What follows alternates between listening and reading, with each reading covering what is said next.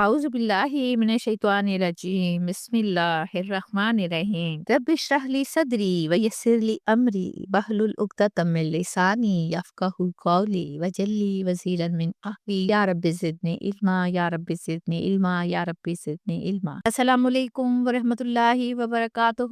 کیسے ہیں آپ سب؟ مجھے امید ہے آپ خیریت سے ہوں گے۔ اللہ تعالیٰ آپ کو اپنے حفظ و امان میں رکھے، آپ کے لیے آسانیاں پیدا کرے اور ہم سب کو اپنا داعیے دین بنا دے، آمین ثم آمین۔ آج دیکھتے ہیں کہ ہم نے پچھلے لیسن میں کیا پڑھا۔ اللہ تعالیٰ کے حکم کے مطابق فرشتے انسان کے آگے سجدہ ریز ہو گئے۔ جب اللہ تعالیٰ نے فرشتوں سے کہا کہ میں انسان بناؤں گا تو آپ لوگوں نے سجدہ کرنا ہے، جبکہ شیطان نے انکار کیا، اللہ تعالیٰ نے جواب مانگا تو کہنے لگا کہ میں سجدہ نہیں کروں گا کیونکہ انسان مٹی سے اور مجھے آگ سے پیدا کیا گیا ہے۔ اللہ تعالیٰ نے اسے فوراً نکال دیا۔ اس نے معافی نہیں بلکہ قیامت تک کے لیے مہلت مانگی کہ مجھے مہلت چاہیے تاکہ میں تیرے بندوں کو گمراہ کر سکوں۔ آج ہم پڑھیں گے سورۃ الحجر کی آیت نمبر 37 اور 38۔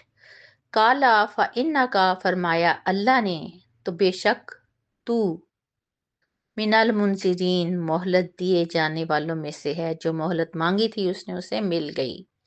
نیکسٹ آیا ہے الی یوم الوقت المعلوم، مقررہ وقت کے دن یعنی قیامت کے دن تک جو اس کی ڈیمانڈ تھی اللہ تعالیٰ نے پوری کر دی۔ اچھا دیکھیے، ہم نے پڑھا کہ ابلیس نے توبہ کی بجائے اللہ تعالیٰ سے قیامت کے دن تک کی مہلت مانگی تاکہ وہ انسانوں کو گمراہ کر سکے۔ اب اس آیے میں اللہ تعالیٰ فرماتے ہیں کہ جا، میں نے تجھے مہلت عطا کی۔ دراصل بات یہ ہے کہ شیطان کو مہلت دینا اللہ تعالیٰ کی حکمت اور انسان کے ساتھ ایک امتحان جڑا ہوا تھا۔ یہ انسان کی آزمائش کا نظام تھا، نہ کہ اللہ کی بے خبری کہ اللہ تعالیٰ نے جانتے ہوئے بھی شیطان کو مہلت کیوں دی۔ دیکھیں، اللہ تعالیٰ نے انسان کو آزاد ارادہ دیا ہے۔ اگر شیطان نہ ہوتا تو نیکی اور برائی کے درمیان کشمکش ہی نہ ہوتی۔ شیطان کا ہونا ہی دراصل امتحان کو حقیقی بناتا ہے۔ غور کریں، اگر کوئی برائی کی دعوت دینے والا ہی نہ ہو تو نیکی اختیار کرنے کا کوئی خاص مطلب نہیں رہ جاتا، جبکہ دوسرا پہلو انسان کی ذمہ داری ہے۔ اب شیطان نے تو صرف وسوسہ ڈالنا ہے۔ دھیان سے سنیں، وہ زبردستی نہیں کر سکتا۔ قرآن پاک میں واضح ہے کہ وہ قیامت کے دن کہے گا، ہم نے پچھلے دنوں یہ آیت پڑھی ہے کہ میں نے تم پر کوئی زور نہیں ڈالا تھا، میں نے تو صرف بلایا تھا اور تم مان گئے۔ اس کا مطلب تو یہ ہوا نا کہ شیطان صرف ذریعہ ہے۔ اب اس بات کا تیسرا پہلو اللہ تعالیٰ کی عدالت ہے کہ اگر انسان کو مہلت نہ دی جاتی تو جو لوگ گمراہ ہوئے وہ کہہ سکتے تھے کہ ہمیں تو موقع ہی نہیں ملا، ہمیں آزمایا ہی نہیں گیا۔ اب انسان کے پاس ہدایت اور گمراہی کے دونوں راستے موجود ہیں۔ دیکھیں، شیطان کی مخالفت ہی تو مومن کو مضبوط بناتی ہے نا۔ جتنا انسان وسوسوں کا مقابلہ کرتا ہے اتنا ہی اس کا ایمان مضبوط ہوتا ہے۔ اب اس کی مثال بالکل ایسی ہے جیسے امتحان کے بغیر کسی طالب علم کی قابلیت ثابت نہیں ہوتی نا۔ شیطان کو مہلت دینا دراصل اس دنیا کو دارالامتحان بنانے کے لیے ضروری تھا۔ یہ دنیا جنت نہیں ہے بلکہ امتحان گاہ ہے، ہمیں ثابت کرنا ہے کہ ہم وفادار ہیں یا نہیں۔ سورۃ الحجر کی آیت نمبر 39 اور 40 پڑھتے ہیں۔ کالا ربی، کہا ابلیس نے، اے میرے رب، بیما اغویتنی، اس وجہ سے جو تو نے گمراہ کیا ہے۔ اللہ تعالیٰ پہ الزام ہے کہ اس وجہ سے جو تو نے گمراہ کیے ہیں مجھے، لا ازیننا، ضرور بالضرور میں مزین کر دوں گا، لہم فی الارض، ان کے لیے زمین میں، ولا اغوینہم، اور ضرور بالضرور میں گمراہ کروں گا، اجمعین، سب کے سب کو، الا عبادتہ کا، پھر کہتا ہے، شیطان کہتا ہے، سوائے تیرے ان بندوں کے، منہم المخلصین، جو کہ مخلص ہوں گے یا جو اللہ کے ساتھ خالص ہوں گے۔ اس آیت میں ابلیس اللہ تعالیٰ سے کہہ رہا ہے کہ اے میرے رب، چونکہ تو نے مجھے گمراہ کیا۔ دیکھیں، نعوذ باللہ نعوذ باللہ، اللہ تعالیٰ کیسے کسی کو گمراہ کر سکتے ہیں؟ گناہ گار بھی خود ہے۔ شرمندہ ہونے کی بجائے وہ اپنی گمراہی کا الزام خود لینے کی بجائے اللہ تعالیٰ کی طرف منسوب کر رہا ہے۔ بیما اغویتانی، یہ دراصل اسی کی سرکشی اور تکبر کی انتہا ہے کہ وہ اپنی غلطی ماننے کی بجائے جواز پیش کر رہا ہے، ڈیٹ کہیں کا۔ پھر وہ کہتا ہے کہ میں انسانوں کے لیے زمین میں برائیوں کو خوشنما بنا دوں گا۔ یعنی کہ وہ گناہ اس کے سامنے، انسان کے سامنے اس طرح پیش کرے گا کہ انسان اسے برا نہیں سمجھے گا، اچھا سمجھے گا۔ اور یہی شیطان کا سب سے بڑا ہتھیار ہے، برائی کو خوبصورت بنا دینا، نیکی کو مشکل اور بے مزہ بنا کر دکھانا تاکہ نیکی کی رغبت ہی نہ رہے۔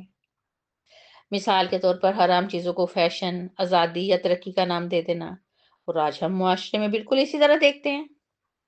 ہماری خواتین کے دوپٹے اتر گئے، ہمارے 5 اسٹار ہوٹلوں کے فنکشن تو دیکھیں جا کے آپ کو اسلامی ملک کے محسوس ہوتے ہیں، اور ہم اسے تو ترقی ہی کہتے ہیں نا۔ آخر میں وہ اعلان کرتا ہے کہ وہ تمام انسانوں کو گمراہ کرے گا۔ دیکھیں، شیطان کا طریقہ زبردستی نہیں ہے بلکہ دل کو قائل کرنا ہے۔ وہ ہمارے خیالات، خواہشات اور جذبات کو استعمال کرتا ہے۔ اس لیے اصل جنگ باہر نہیں ہے بلکہ انسان کے اپنے دل کے اندر ہے۔ آیت نمبر 40 میں شیطان کہتا ہے کہ میں سب کو بہکاؤں گا مگر سوائے تیرے ان بندوں کے جو تیرے نام کے ساتھ خالص ہوئے۔ اب خود اس بات کو تسلیم کر رہا ہے کہ وہ اللہ کے مخلص بندوں کو گمراہ نہیں کر سکے گا۔ اس کا مطلب تو یہ ہوا نا کہ اس کی طاقت جو ہے محدود ہے۔ وہ صرف انہی لوگوں پر اثر انداز ہوتا ہے جو خود غفلت میں ہوں، سوئے ہوئے ہوں، خواہشات کے پیچھے چلنے والے ہوں اور اللہ سے دور ہوں۔ مخلصین سے مراد صرف نیک لوگ نہیں ہیں بلکہ وہ لوگ ہیں جو اللہ کے لیے خالص ہو جائیں، ان کے اعمال میں ریاکاری نہ ہو، ان کا دل دنیا کی بجائے اللہ کی محبت سے جڑا ہو۔ ایسے لوگوں کے بارے میں اللہ تعالیٰ خود ان کی حفاظت فرماتے ہیں۔ سورۃ الحجر کی آیت نمبر 41 اور 42 پڑھتے ہیں۔ کالا، فرمایا اللہ نے، ھذا صراط، یہی راستہ ہے، جو علیہ مستقیم، جو مجھ تک سیدھا پہنچتا ہے۔ اگلی آیا ہے، انا عبادی، بے شک میرے بندے، لیس لک علیہم، نہیں تیرا ان پر، سلطان، کوئی زور، الا من اتبعک، مگر جو تیرے پیچھے چلے گا، من الغاوین، گمراہوں میں سے ہوگا۔ اس آیت میں اللہ تعالیٰ فرماتے ہیں کہ یہی سیدھا راستہ ہے جو اللہ کی طرف جاتا ہے۔ کون سا راستہ؟ دین کا راستہ، ہدایت کا راستہ، جو اللہ تعالیٰ نے بتایا وہ راستہ۔ جب ابلیس نے کہا تھا کہ میں تمام لوگوں کو بہکاؤں گا سوائے تیرے مخلص بندوں کے، تو اللہ تعالیٰ فرماتے ہیں کہ یہ راستہ سیدھا ہے جو مجھ تک پہنچتا ہے۔ یعنی اللہ تعالیٰ نے اس بات کو واضح کر دیا کہ ہدایت کا راستہ بالکل سیدھا ہے اور صاف ہے، اس میں کوئی پیچیدگی نہیں۔ جو شخص سچے دل سے اس راستے کو اختیار کرے گا وہ اللہ تک پہنچ جائے گا۔ اللہ مستقیم کا مطلب ہے یہ راستہ اللہ تعالیٰ نے خود مقرر کیا ہے، اور اس پر چلنے والوں کی ہدایت کی ذمہ داری بھی اللہ تعالیٰ نے خود لی ہے۔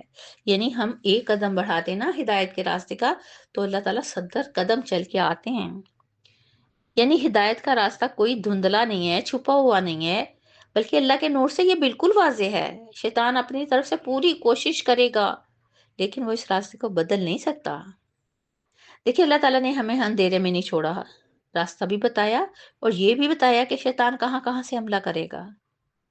اب انتخاب تو صرف انسان کے پاس ہے نا۔